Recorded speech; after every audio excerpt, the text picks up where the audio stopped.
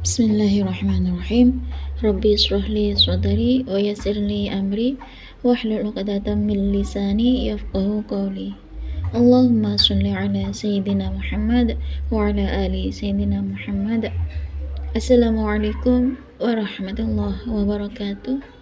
Halo teman-teman, jumpa lagi di channel YouTube Vina Sweet. Nah, di sini saya selalu mengajak teman-teman untuk selalu bersolawat.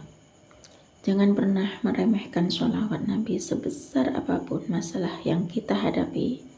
Maka perbanyaklah membaca sholawat, karena Allah sangat suka kepada orang-orang yang selalu bersolawat kepada kekasihnya. Dan Rasulullah juga akan senantiasa memberikan syafaat kepada orang-orang yang selalu mengamalkan sholawat. Untuk meyakinkan diriku bahwasanya sholawat itu bisa memecahkan semua masalah. Di sini saya akan membahas tentang kisah yang sangat mengharukan tentang seorang lelaki miskin yang sedang terlilit hutang, bahkan hampir masuk penjara karena tidak mampu membayar hutang-hutangnya.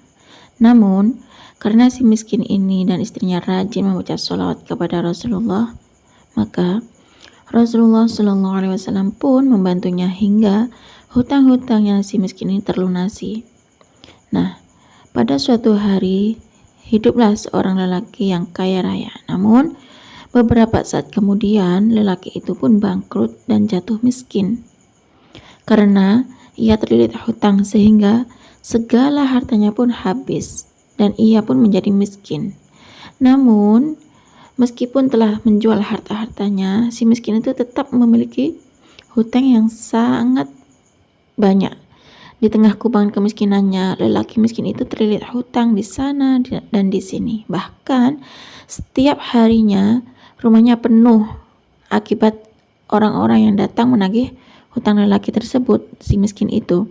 Nah, karena didesak oleh orang-orang yang menagihnya, maka si miskin pun berinisiatif untuk meminjam uang kepada saudagar kaya di kampungnya.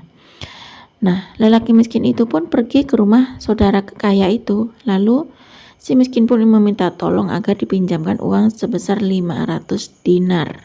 Namun, saudagar kaya itu mengetahui bahwa lelaki tersebut terkenal sebagai orang yang terlilit hutang dan miskin.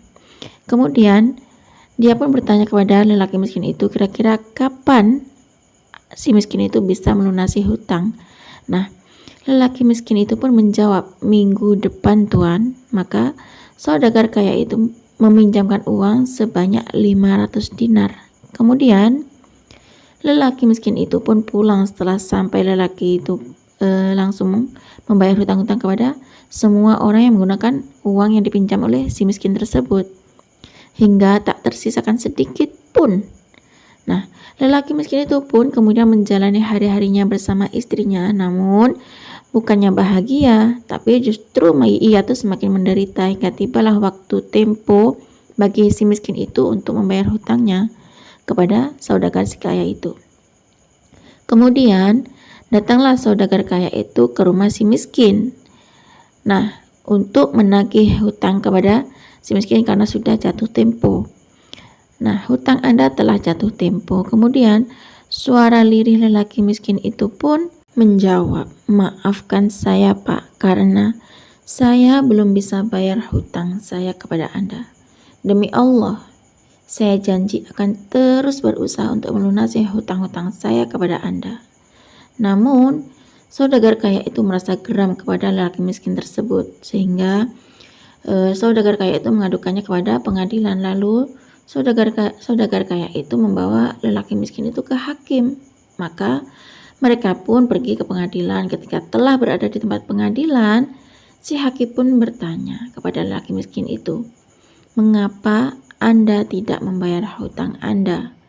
Kemudian lelaki miskin itu pun menjawab, wahai Pak Hakim, demi Allah, saya tidak punya apa-apa lagi untuk bisa membayarkan hutang saya.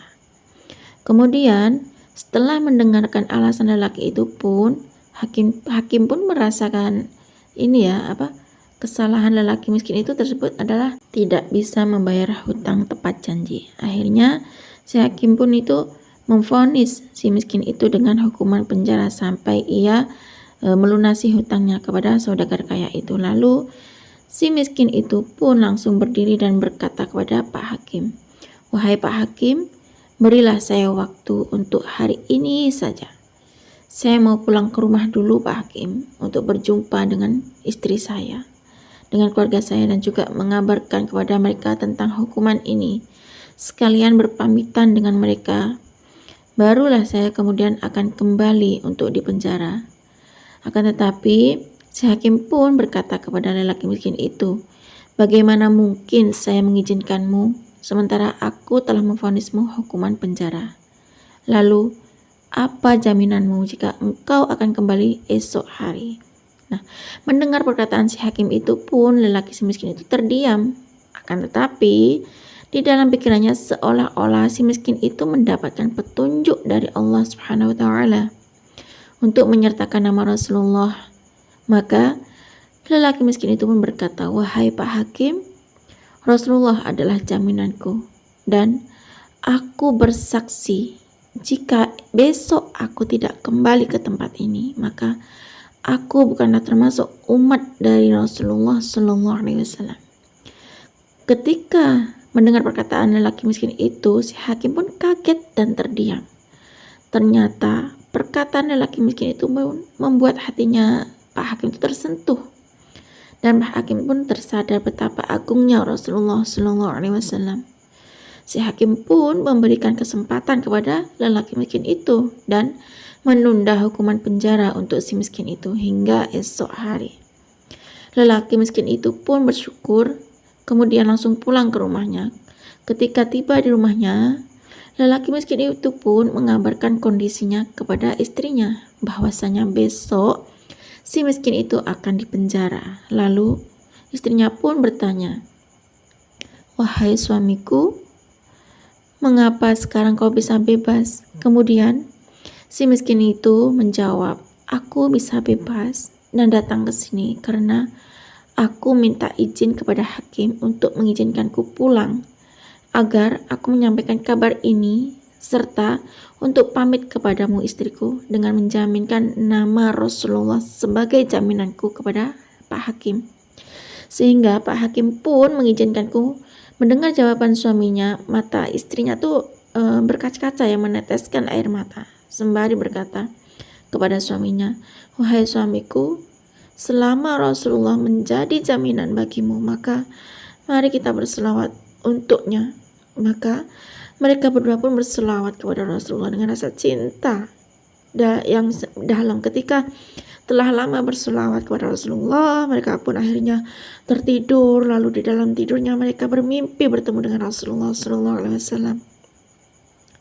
Di dalam mimpi itu pun Rasulullah memanggil lelaki miskin itu dan berkata, "Wahai fulan, jika besok telah terbit fajar, maka pergilah ke tempat ulama ini dan sampaikan kepadanya bahwa aku menitipkan salam untuknya, dan suruhlah ulama ini untuk menyelesaikan semua hutang-hutangmu.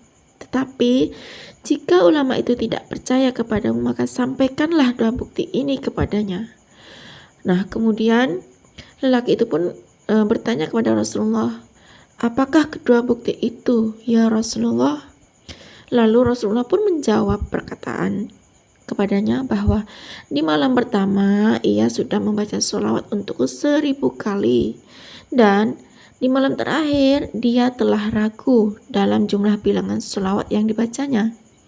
Sampaikan kepadanya bahwa ia telah menyempurnakan sholawatnya. Setelah mendengar perkataan Rasulullah, maka seketika lelaki miskin itu pun terbangun dan juga kaget atas mimpi yang dialaminya. Maka keesokan harinya di pagi hari itu lelaki miskin itu pun pergi menuju tempat tinggal seorang ulama tersebut.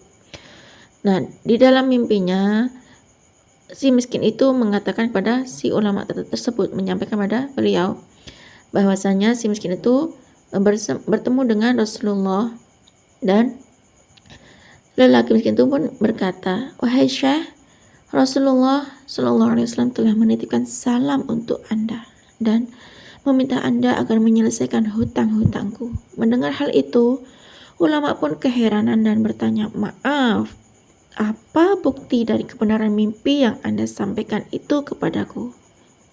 Kemudian, lelaki miskin itu pun menyampaikan kedua bukti tersebut, sebagaimana yang disampaikan oleh Rasulullah SAW dalam mimpinya itu.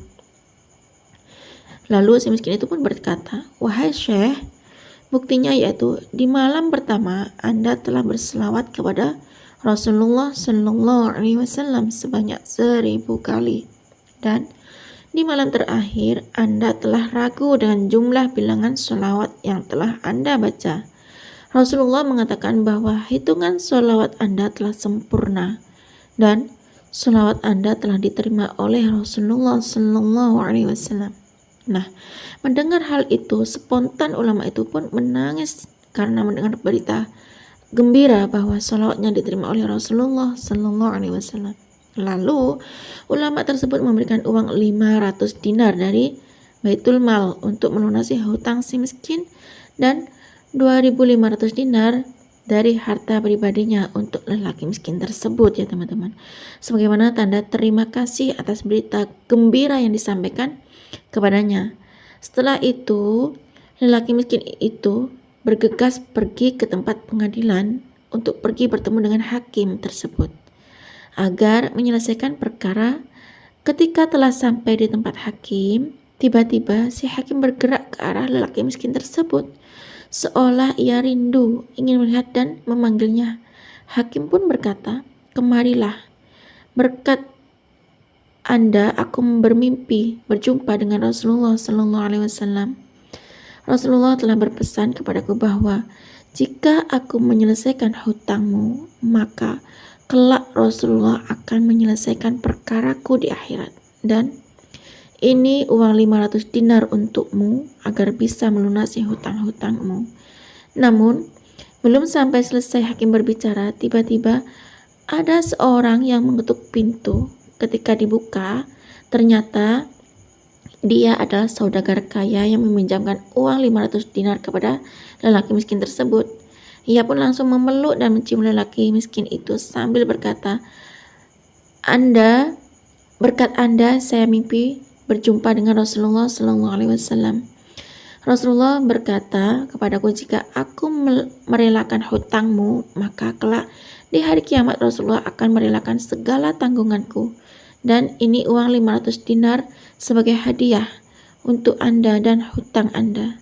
Sudah saya anggap lunas." Lelaki miskin itu pun sangat bersyukur kepada Allah Subhanahu wa Ta'ala dan juga sangat berterima kasih kepada Rasulullah, sebab melalui rajin mengamalkan sholawat itu pun terbantu untuk lepas dari segala lilitan hutang piutang dan terbebas dari hukuman penjara. Sholawat dapat merubah takdir yang jelek menjadi baik. Allahu a'lam bishawab. Wassalamualaikum warahmatullahi wabarakatuh.